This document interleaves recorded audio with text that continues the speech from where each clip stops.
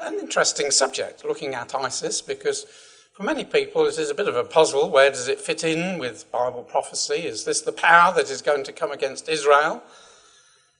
Or are they even spoken about in Bible prophecy? Well, that's what we're going to be looking at and discovering for ourselves.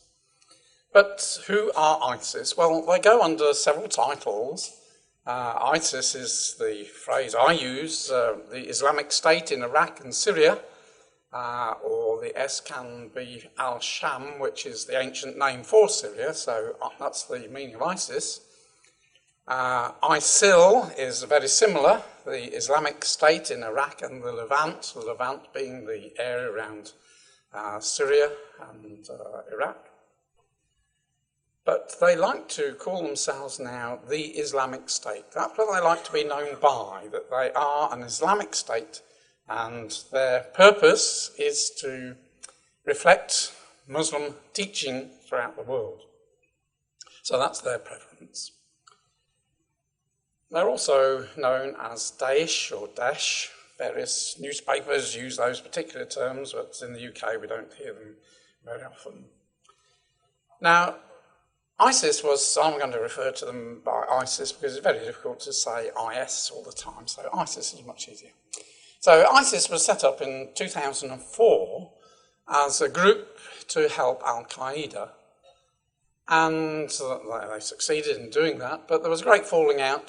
2013, Al-Qaeda outlawed ISIS, and really it was from 2013 that they really gained power and very rapidly became quite a force to be reckoned with in the region. Though in the past 12 months or so, they have been losing support and have been losing territory. Now, the thing to remember is that they are Sunni Muslims. Muslims are divided up into Sunni and Shiite. Saddam Hussein and all his followers were Sunni Muslims, so they are Sunni Muslims. And if we just, this was an interesting piece which was downloaded this morning. It's very difficult to get up-to-date stuff on ISIS unless they've just committed an atrocity, which they did on the 14th of the month. But this was from a Hebrew newspaper, Israel Hayom, Israel Today. It's Israel's only free of charge national newspaper. It's one that supports Netanyahu very strongly. And every day the Israeli government puts out a translation of some of the articles which appear in the Hebrew press for the benefit of English-speaking people. And so this just caught my eye. I thought it was quite an interesting insight. This is how this Israeli newspaper, very popular newspaper in Israel, looks at ISIS. So this newspaper comments on ISIS extremism and its challenge to Europe and states. What Europe does not understand, or refuses to understand, is that ISIS is not an organisation, and certainly not a state, rather a twisted religious idea, which unfortunately even the Islamic world find hard to explain.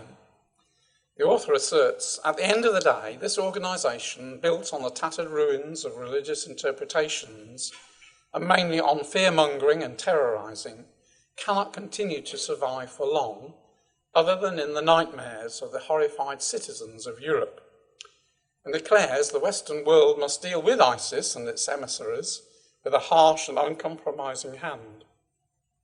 Most importantly, it cannot show fear, because that is what nourishes these organisations. Radical Islam assumes many shapes and forms, and every generation produces its own variety of these groups. Despite their short shelf life, they spread fear and mayhem among us.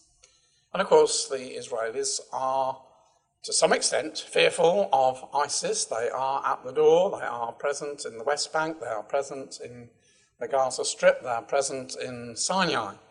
And so they are a threat to Israel too. Now, they were set up, as I say, to help Al-Qaeda, but in more recent years, they want to proclaim themselves as the representative of the Muslim world. And their aim is against Christianity. And this was the cover of one of their earlier magazines. This is October 2014, showing the ISIS flag flying over St. Peter's in Rome. And their aim was to say, well, you know, one of our aims is to take over Rome, and we'll come back to that in a moment. But as well as conquering Christians, they want to conquer the Sunni Muslims as well as the Shiite Muslims. Although they are Muslim, they are at loggerheads with their own brand of Muslim, Sunni, as well as with Shia. So we need to just locate where they are and just look at the background to the Shia-Sunni split in the Middle East.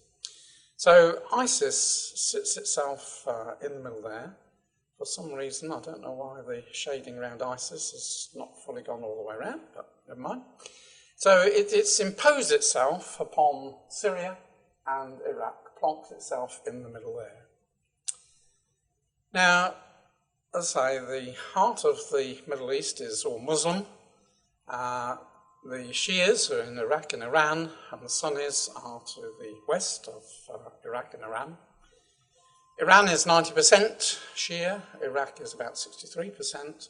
Saudi Arabia is 95% Sunni, Egypt 90%, Turkey 85%, Syria about 74%, and Yemen about 65%.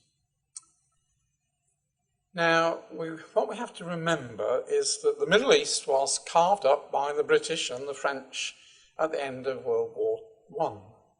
And the boundaries which they set for the countries of the Middle East are very artificial ones, and they didn't take into consideration the various religious factions. And that's why, though the Middle East has plodded on for 100 years, the coming of the Arab Spring brought to the fore the religious divide between Sunni and Shia.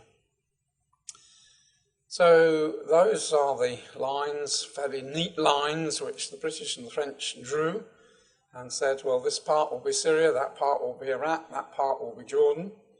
The two people concerned were Mark Sykes, the British man, and Picot was the French man. And it was in 1916, so the World War I was in the middle of its process, and Britain and France could see that the Turks were being driven back. And these two men had their secret meeting and decided who would take over which territory and how it would be divided up. So that was just 100 years ago. But it didn't take effect at the end of World War I. It had to wait till the San Remo conference in 1920 when the borders were finally set. And the dates of the independence of these countries are marked on the map. So it's quite interesting to see so many of them are modern countries. You know, we know that Israel in 1948, but Jordan was only 2 years before, 1946. Syria in 1946, Iraq 1930, Saudi Arabia 1932. So quite a modern phenomena, the coming of these Arab nations in the Middle East. And say for about a century these borders have held, but the Arab Spring has released the tensions, and then ISIS has come along and added another layer by superimposing itself upon the existing boundaries and establishing itself as a state, a so-called state, claiming to be a state, within the territories of Syria and Iraq. Now, what do they believe? Because this is important, because this is what motivates them. And when one looks at their beliefs, one can find corrupted, twisted scriptures at the basis of it. It is quite interesting. References to the end times fill Islamic State propaganda. It's a big selling point with foreign fighters who want to travel to the lands where the final battles of the apocalypse will take place. The civil wars raging in those countries today, Iraq and Syria, lend credibility to the prophecies. The Islamic State has stoked the apocalyptic fire.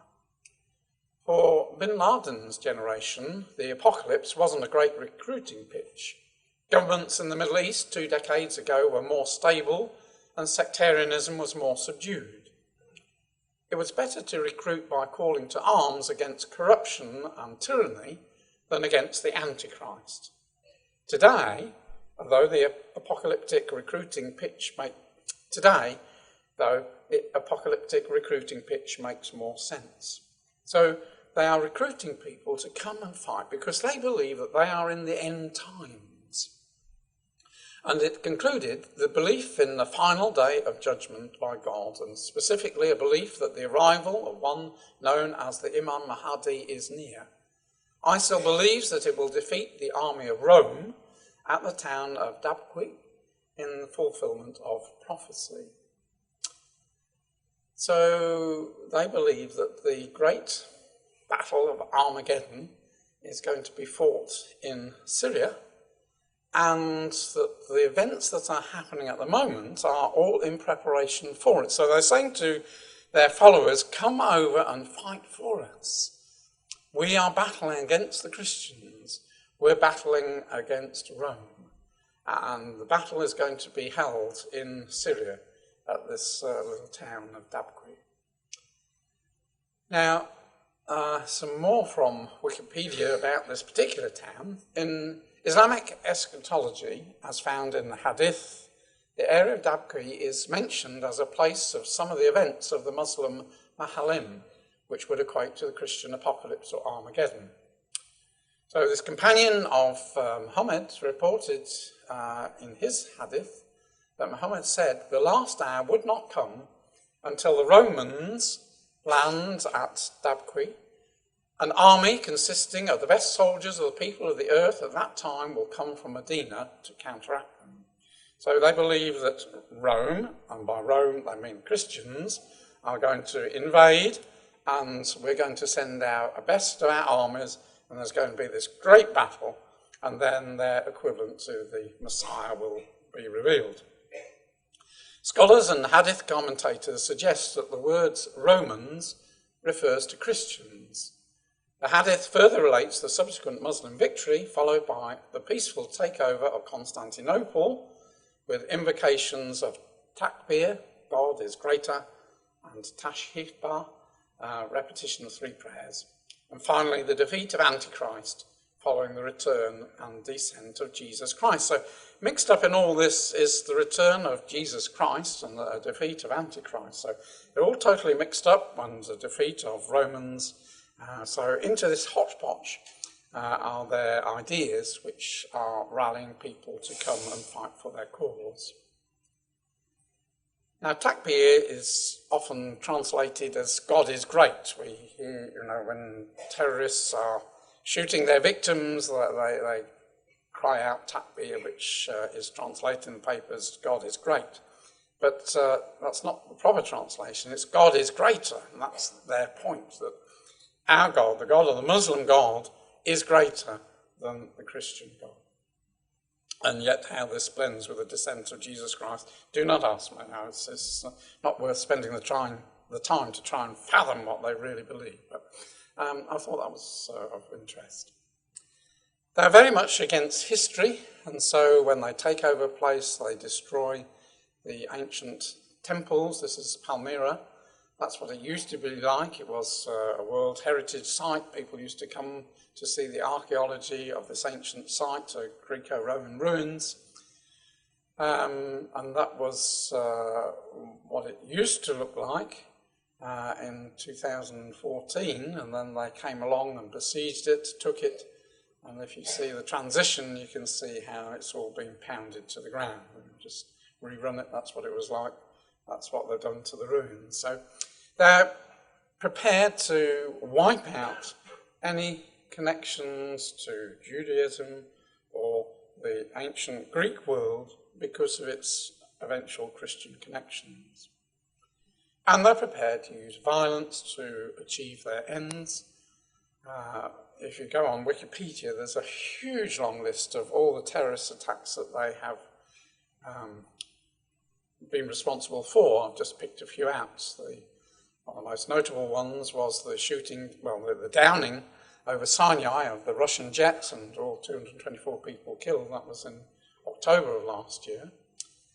And then a couple of weeks later in Beirut, there was terrible explosions, car bombs, leaving 43 dead and 250 plus injured. And then the following day was the carnage. These are two of the headlines from the newspapers in France, when 129 were killed and 352 plus were wounded. So 3 attacks within 3 weeks killed nearly 400 people, spread from Sinai across to Europe. And so people were very frightened as to where they would next appear. They struck in Belgium in March, killing 32. They struck in Istanbul in June, just a month ago, less than a month ago, leaving 44 dead there. Baghdad, beginning of this month, 308 dead. And the latest one is at Nice with that lorry driving into the crowds. There was a brother and sister and their family were watching all the parades and that, but fortunately the brother said to his wife, I feel very tired, let's go to the hotel and not watch the fireworks. And they felt very blessed that they had done that because the carnage was terrible. So, where do they get their money from? They're a very rich organisation. They're reckoned to be the richest terrorist organisation. This was an account from The Guardian a couple of years ago. It soon became clear that in less than 3 years, ISIS has grown from a ragtag band of extremists to perhaps the most cash-rich and capable terror group in the world. Well, they got their money from robbing banks when they took over Mosul. There was 1.5 billion. These are American dollars, so I've just forgotten the conversion rate to the Australian ones, but you'll know it, so just mentally do it. But a lot of money just straight out from the banks. They've looted many archaeological sites and reckon that they got 36 million from just looting the sites.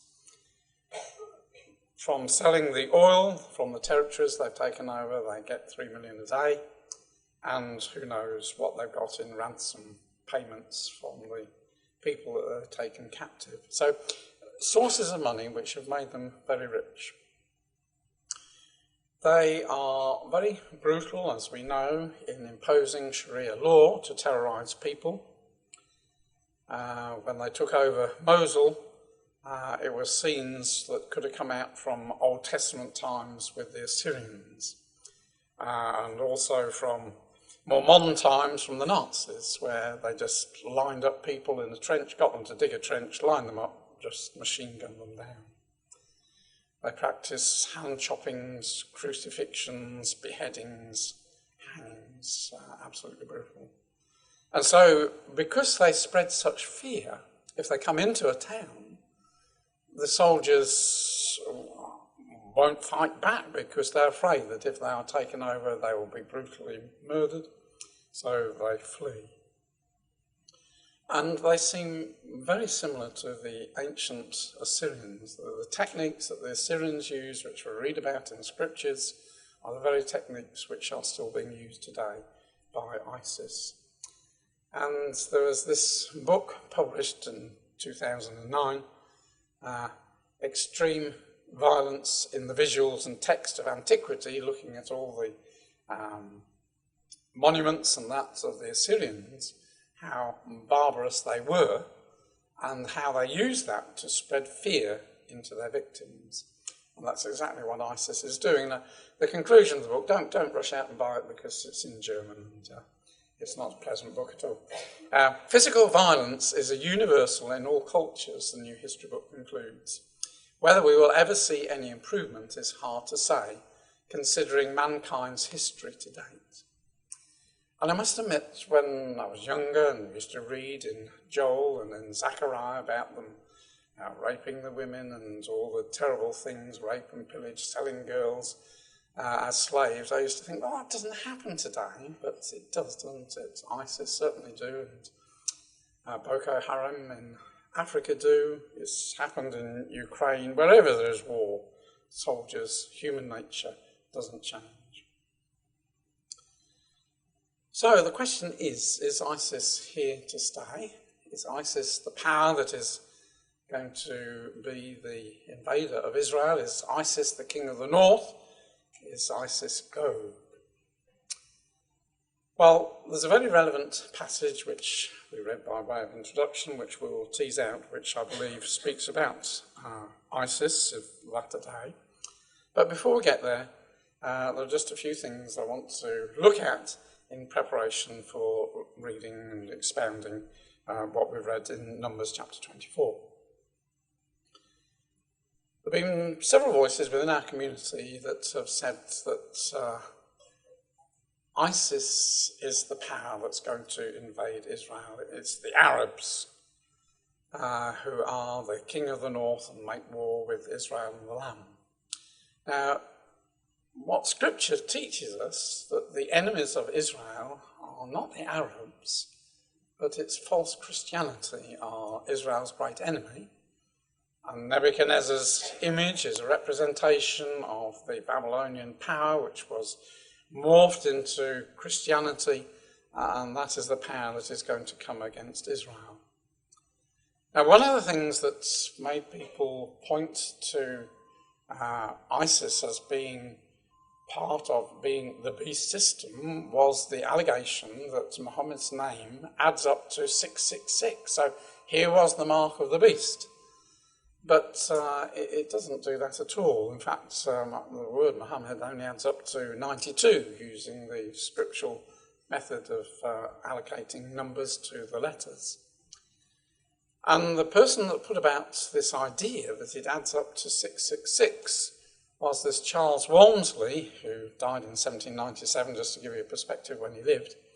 He was a Roman Catholic bishop, and at the time the church was trying to divert people's attention from the Protestant expositions of Revelation pointing to Rome as being the beast, part of the beast system. And this bishop claimed that in ancient writings, Muhammad was known by these two names, Mahometis or Mahometis, and if you apply the maths to those two names, yes, they do add up to 666. But if you examine the sources, and I must admit I haven't done it myself, but those who have done, search the writings of these Greek historians, he doesn't mention that at all. It's entirely fictitious. And so, this association of Muhammad with the beast is entirely shaky foundation. So, let's just see where ISIS is and see how it equates with Asher. Now, there are two main rivers that run up or run down into the Persian Gulf, the Tigris and the Euphrates, and ISIS has plonked itself more or less in the middle of that region there. Two main cities, Mosul there and, it's on the next one, go back. Mosul is its main city. It's not its headquarters, but its main cities. And Mosul is the ancient city of Nineveh. If you go into Google Earth and draw down the map of Mosul, you'll see marked there the Nineveh ruins. So this is ancient Nineveh.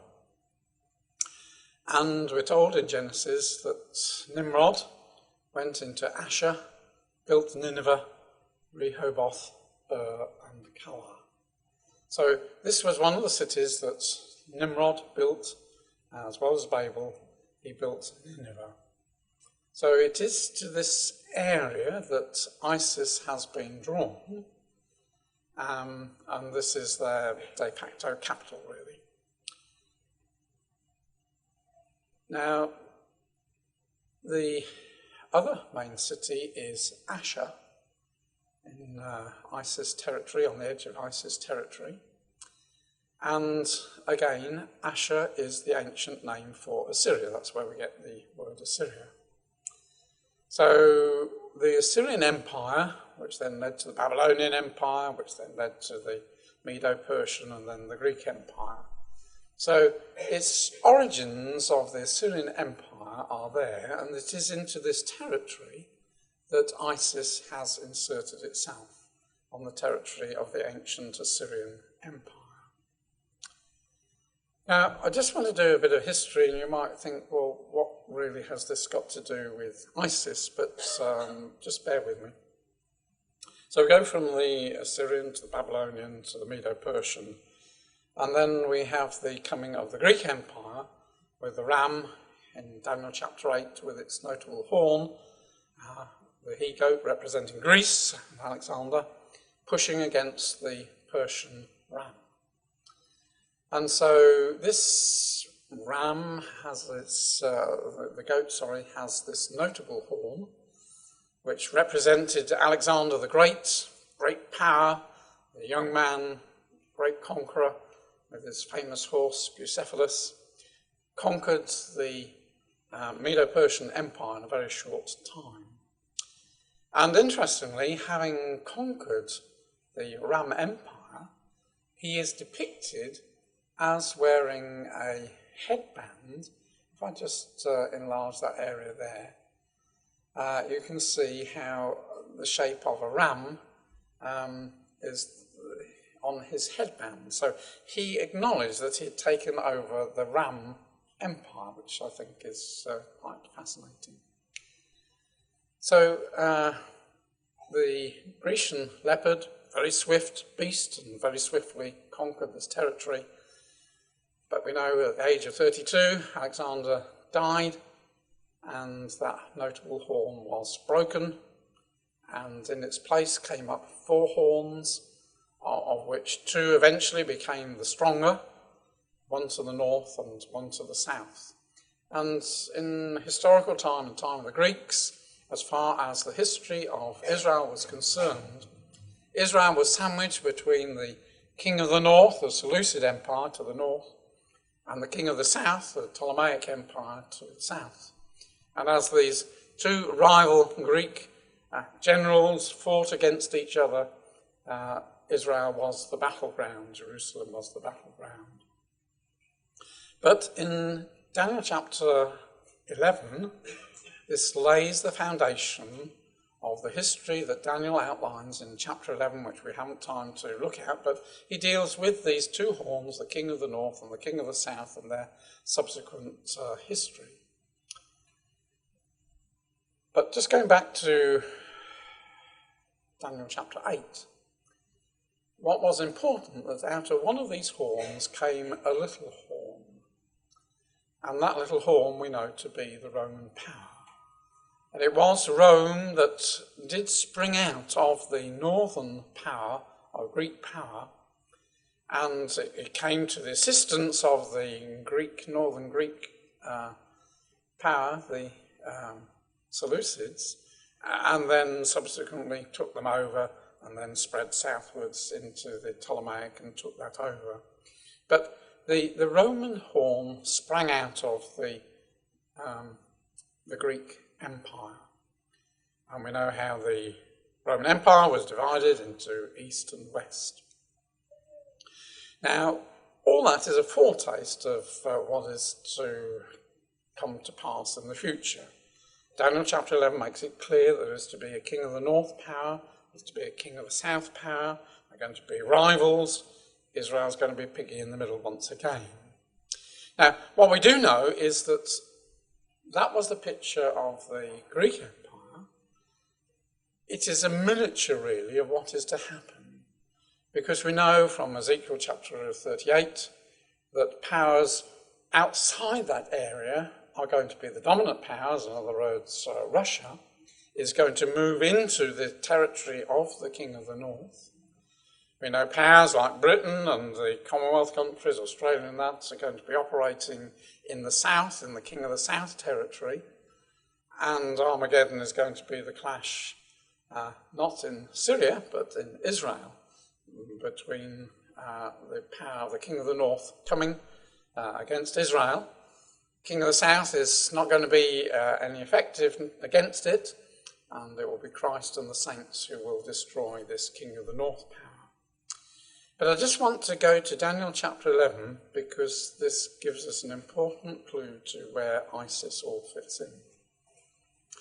So in Daniel chapter 11, as I say, the whole chapter is a fascinating chapter of exposition of the history of the times and the struggle between the king of the north and the king of the south.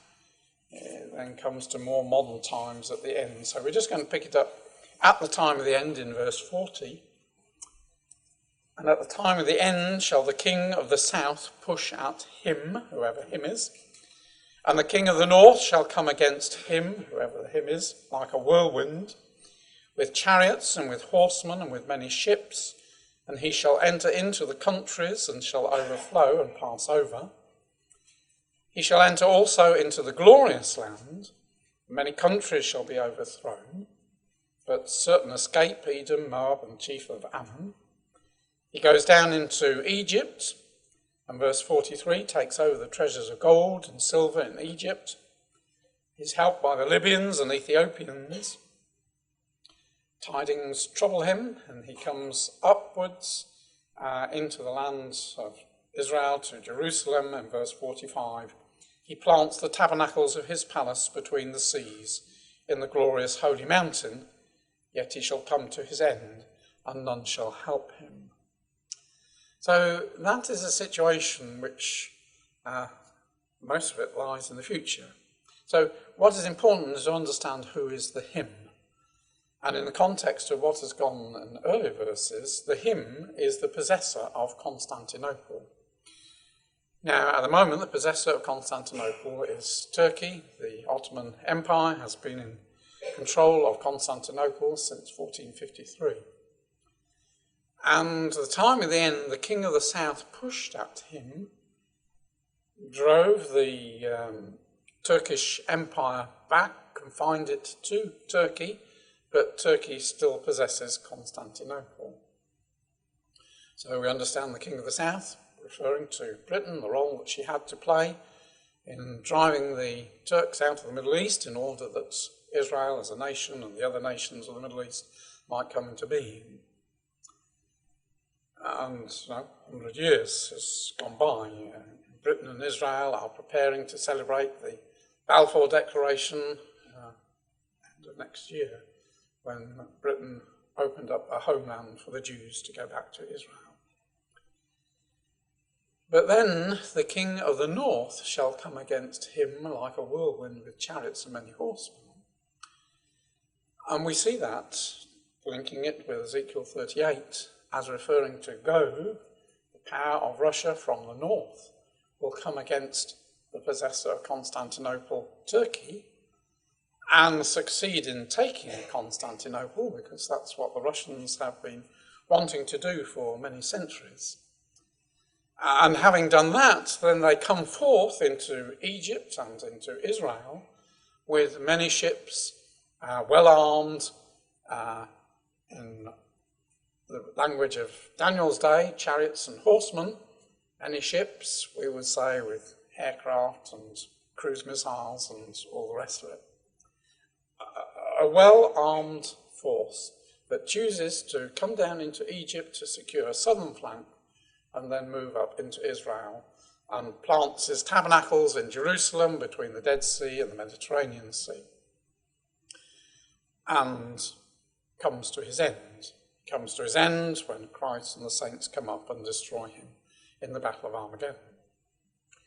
Now, if we bear that in mind, and then now come with me to the reading which we took from Numbers chapter 24, I hope we can piece some of these things together.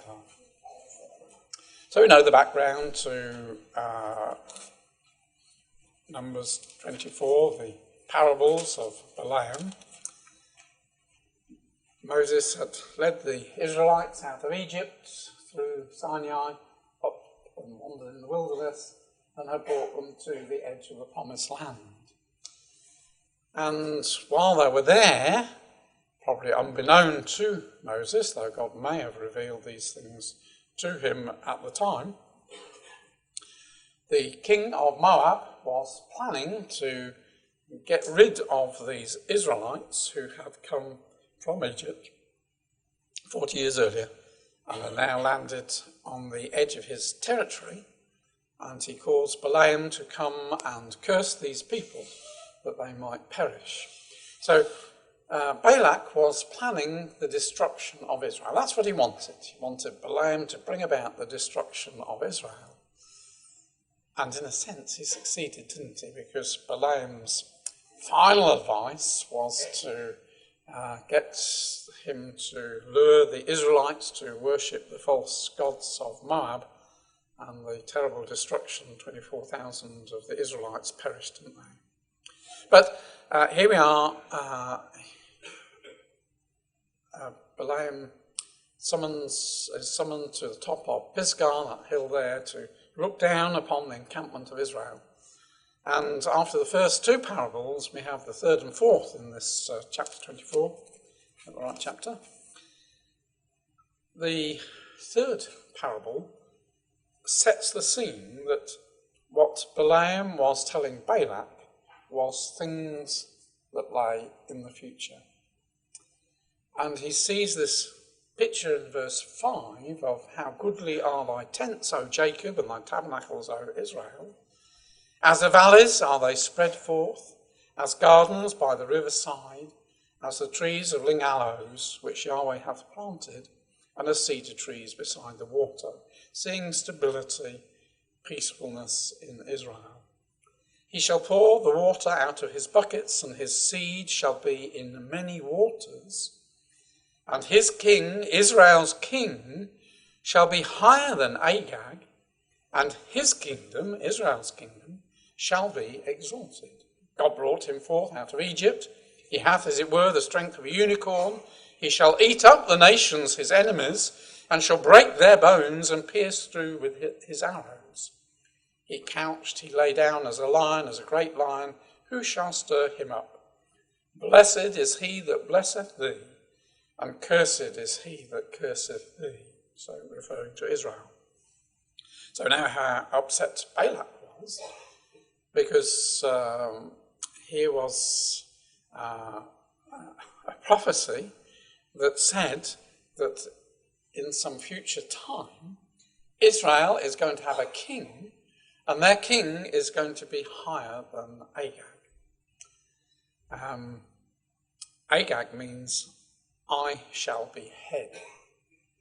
And the Septuagint version translates it not as Agag, but as Gog, picking up Ezekiel 38, which is the meaning there.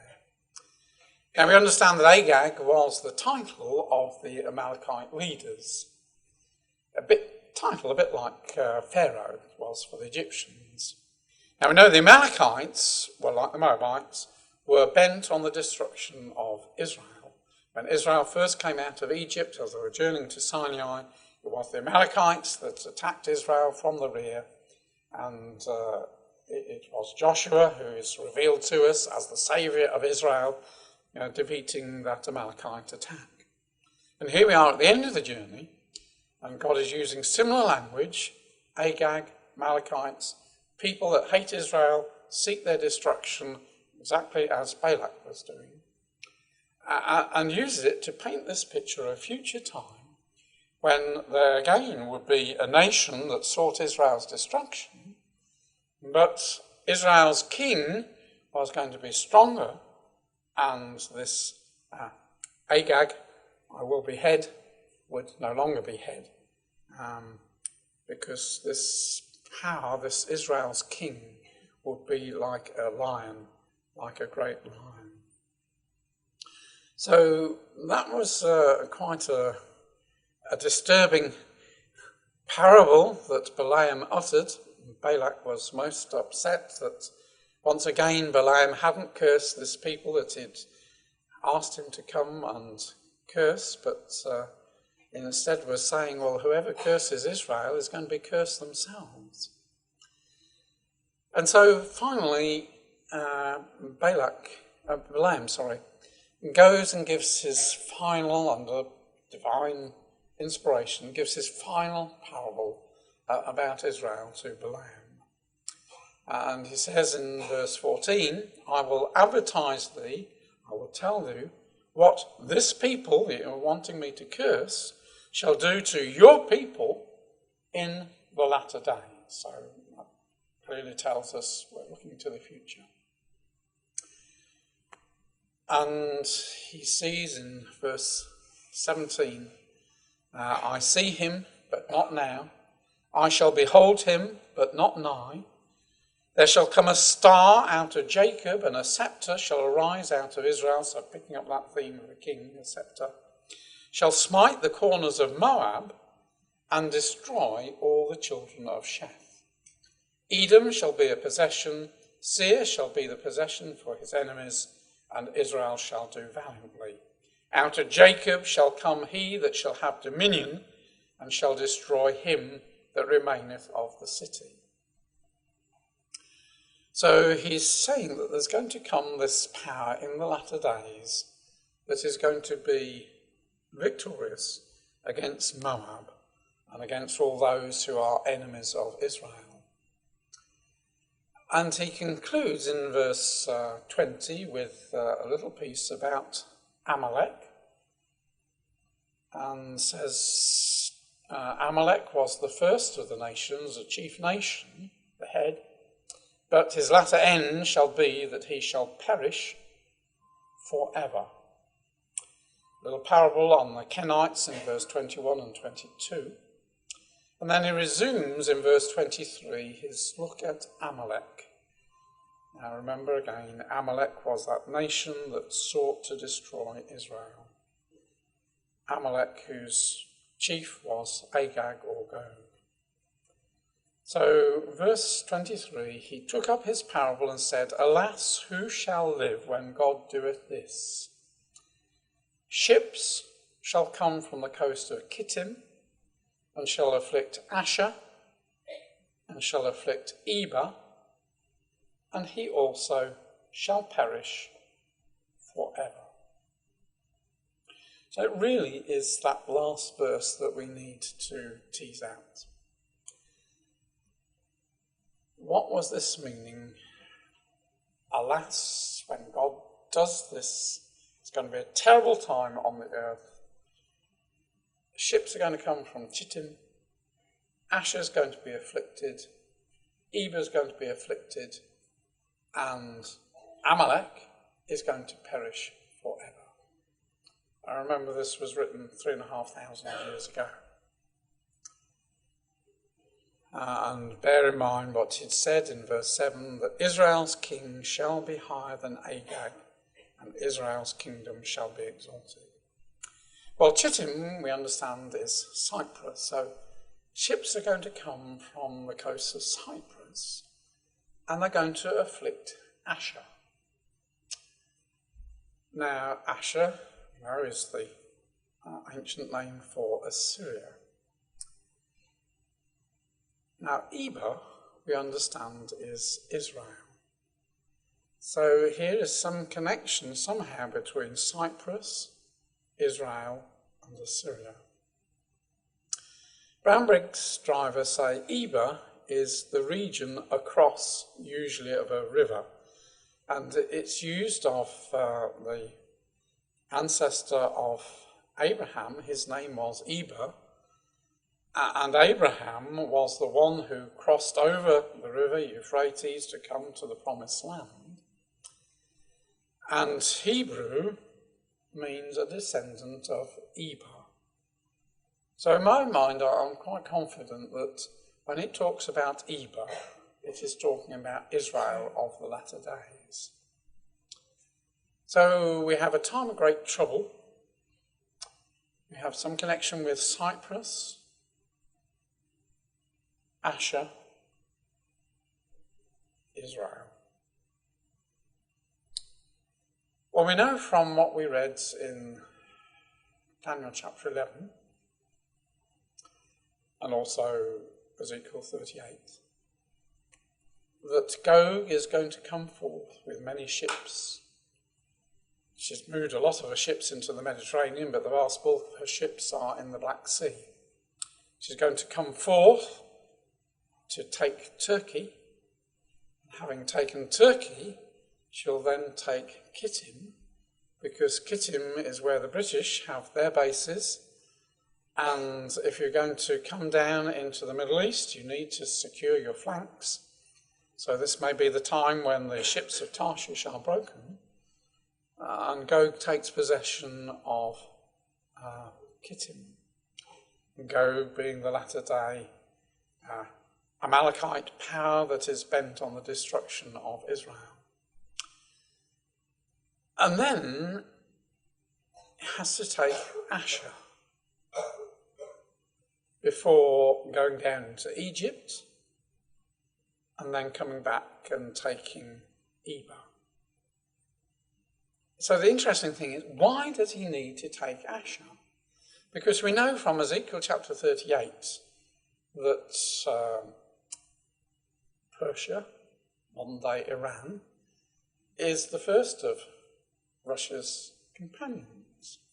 And there's no need to go and conquer Iran because she'll be a partner with Russia. But there does seem to be some need to go into the old territory of Asher. Now, I believe that this is an indication from Scripture that the power of ISIS will remain. Russia is trying very hard to conquer ISIS and drive it back because the Islamic extremists pose a threat to Russia, homeland, and also Russia desires to take Turkey.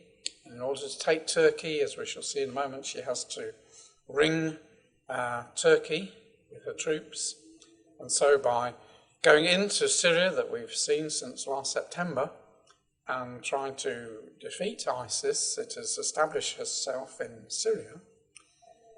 But ISIS it's like a very fluid state, and when ISIS feel they're going to be conquered, they just melt away in the night and disappear and reappear somewhere else and do some more terrorist attacks in Europe.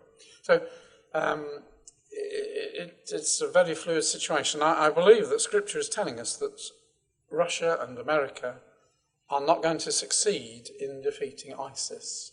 It is a power that remains in the region there, and is the reason why Balaam, in one of this oldest of parables, prophecies, is telling us that having dealt with Cyprus, having dealt with Turkey by implication, having coming through with many ships, it has to deal with a power sitting where Asher was in the past.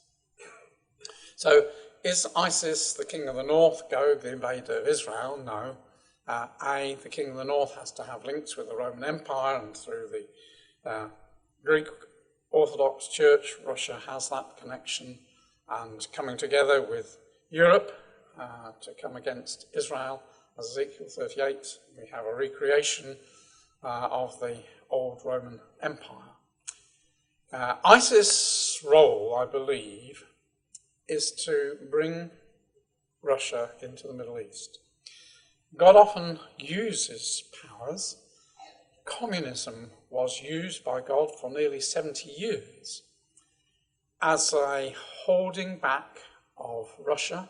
Soon as communism disappeared, then church and state rose together, and we have a transformation of Russia as it was in the time of the Tsars. That was God's intention. That's what Daniel chapter 4, the flourishing of the Babylonian tree, that's what was prophesied in Daniel chapter 4. So here again is a power that God uses to be a bait to bring Russia down into the Middle East to deal with. It's not their role to be the destroyer of Israel.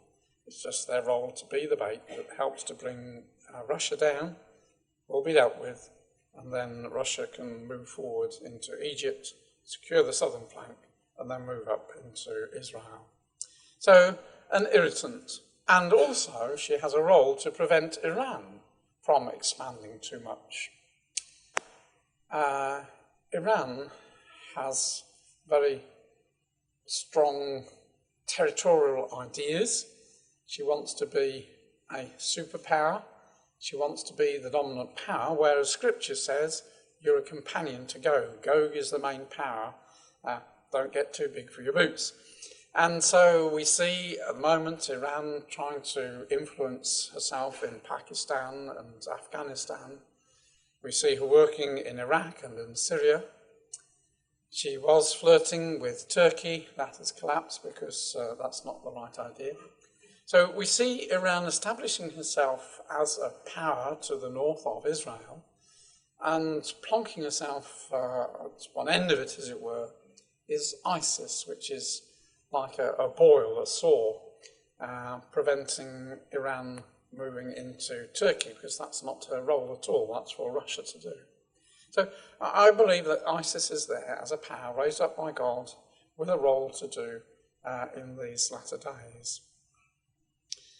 Now, just before we look at the situation in the Middle East, and we nearly are at the end, if you're getting a little bit restless, I just want to just use a map that I'll probably be using many times on my trip here.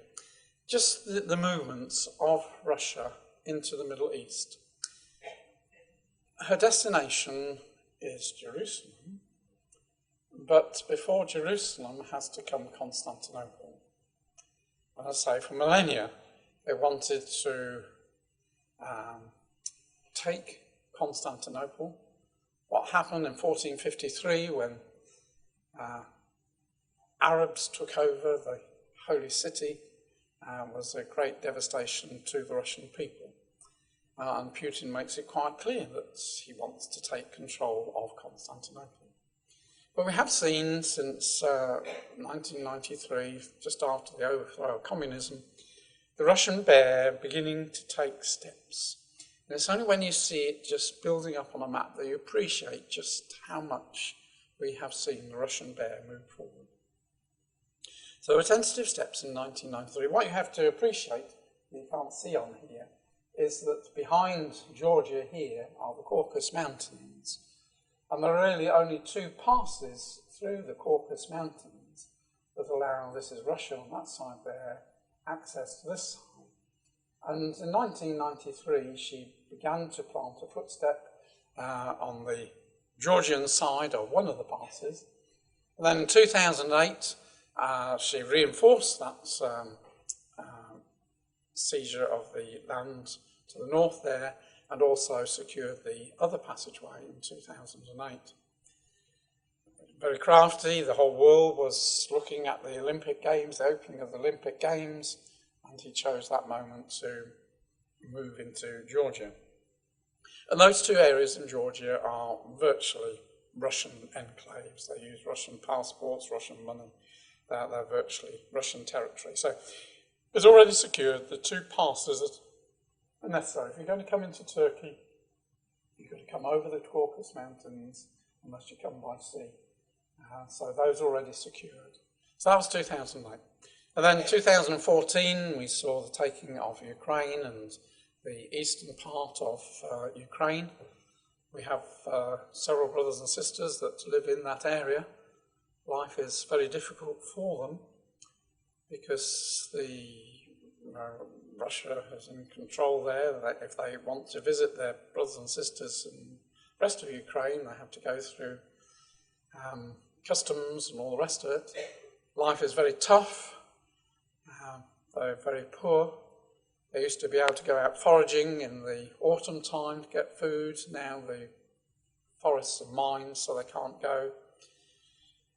Many of the windows in the apartments, and you've seen pictures of the concrete blocks that the communists put up, they're all heated centrally from a big power plant that heats the whole of the little town. You see these huge heating pipes snaking all around. Well, all the heating's out, windows are broken, so imagine what life is like in a cold, not warm winters that you have here. It gets very cold in Ukraine. It's been very tough for them. So that was 2014-15. Also in 2014, the little strip of land, Transnistria, and Putin established an airport there which would take big transporter planes. So he got Ukraine covered to the east, covered to the west. And then 2015, last year and this year, has been reinforcing his position on Crimea, building that into a front seat, as it were, with aircraft, ships, troops, training them. It was from there that they went to Syria.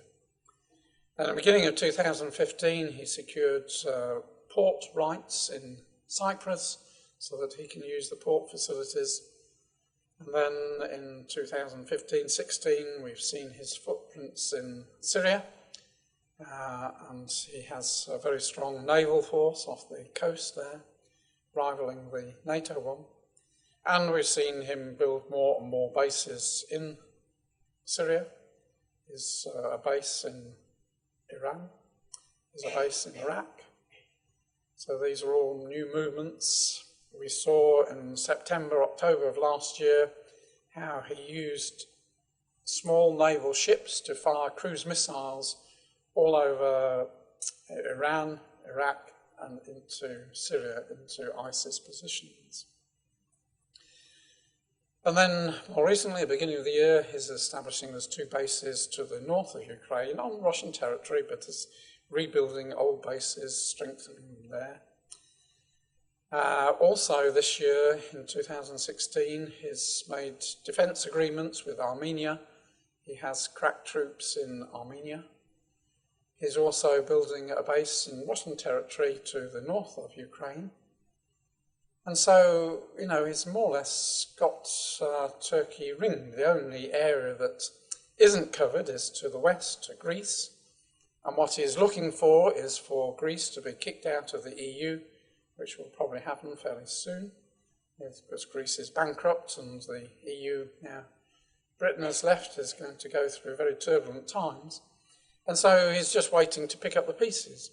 And the interesting thing is that Europe is prepared to sacrifice Greece, because Greece is Greek Orthodox, it's not Roman Catholic. It's not the same. And in actual fact, Greece and some of these little countries are in the wrong leg. We know that there is an eastern leg and a western leg, and in the Russian leg belongs Greece. Now at the moment she's in the eastern leg, in the western leg. She's got to be drawn into the eastern leg. And we can see with the situation at the moment, with Greece being bankrupt, being chucked out of the EU, the Russian bear will come and plant his footprints there. And then Turkey will be completely surrounded. So ISIS gave him that opportunity to put troops into Syria, establish bases there in preparation for noosing, as it were, Turkey. Just at the moment, there has been a rapprochement between Turkey and Russia. The Turkish leader is going to visit Putin next month, but we know what is going to happen, that Turkey's fate is sealed. She's got to come under the Russian control. So ISIS has a role to play, and Russia's attempt to deal with ISIS has brought her into that area. And that's how God raises up people and powers. They have a purpose, God uses them, and then disappear off the scene. So we see Iran to the north, and just to complete this picture, what is so interesting is to see the gathering of the nations to the south in opposition, the king of the south power, which Saudi Arabia at the moment is the dominant power there. They're bringing in Jordan. Those countries ringed are in the Gulf Cooperation Council. They're bringing Jordan in. They're wanting to bring Egypt in to enlarge the area. They're working with Israel. They want to bring Yemen in. Yemen at the moment is influenced by Iran. Iran has forces there. They're trying to eliminate Iran from Yemen in order that she might come into this grouping of southern nations in opposition to Iran and eventually in opposition to what Gog does. So it's so interesting to see how many balls, as it were, the angels have up in the air at the moment. This grouping of a north-south split in the Middle East. With Brexit now, Britain's role in the Middle East will grow, along with India and the Commonwealth countries, Australia and New Zealand. They have a vital role to play in this region. And all the while as that is taking place, we have developments in the north. So I'll just put those maps there. Saudi Arabia seems to be the dominant power at the moment in the south. Iran to the north with ISIS dropped in there. But it's a situation that's in the north, which going on at the same time, we see the reshaping of Europe with Britain having got out. And I believe many of these countries down the side here, which are part of the EU, have got to be drawn to Russia, and they've got to belong to the eastern leg. And I believe that we shall see Russia moving to take Greece and those countries there, Ukraine and Turkey. And that will then give us the dragon power and the beast power. And those powers are going to take over Iran. So Iran is not the dominant power, it is the Gogian power to the north. So all these things are all happening at the same time, brothers and sisters. So as far as we're concerned, as a community, we haven't got to wait to see Israel invaded by Gog. We haven't got to see Turkey invaded by Russia. The next event, as far as we're concerned, is the return of our Master. And so these things should excite us to see, well, yeah, the Bible prophecy is true. The things that our earlier brothers and sisters had seen, things my father used to write about in the early copies of Milestones, they're now coming to pass. And although there seemed a period when everything was going wrong, when Britain joined the EU, again, we can see that, well, God had a purpose. Britain had to join the EU for a purpose, to hold back the EU from coming together as a political power. Now Britain is outside. We shall see Germany and France very rapidly coalescing, coming together as a political power to form the beast system on the territory of the old Holy Roman Empire. And so, these things are happening, brothers and sisters, before our eyes. We know the angels are working out there. We know the angels are working in our lives. And we're so close to the coming of the Master that we'll be so foolish to throw everything away by getting entrenched in the affairs of this world. We are servants of the Lord Jesus Christ. He gave his whole life in service to his God. And that should be our service to our Master. Especially as we can see the signs that his coming is so near. That the day of resurrection, the day of judgment is just round the next corner. So brothers and sisters, ISIS, a little bit of a distraction really. But we can see Balaam, that ancient prophecy, talking about the need to come into Asher. Well, that's never made sense until just the last few years. So we can see that God really does know everything. So who are we to doubt that God knows what we need? He will look after us. He will take care. If we put our trust in him, he will bring us to his kingdom. And so we pray, brothers and sisters, come quickly, Lord Jesus.